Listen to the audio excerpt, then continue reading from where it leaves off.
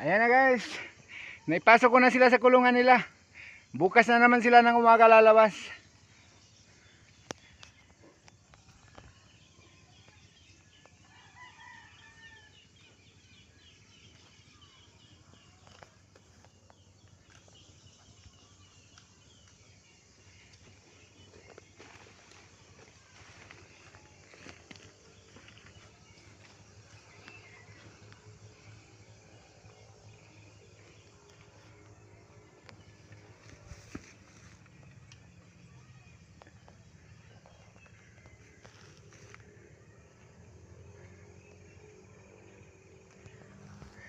Apat lang yan sila dito guys. Yung isa nandun sa silong ng bahay namin. Nilagay ko lang muna siya dun.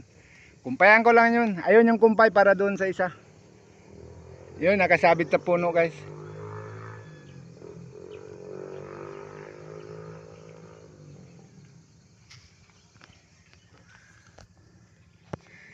Bukas na naman ang umaga guys.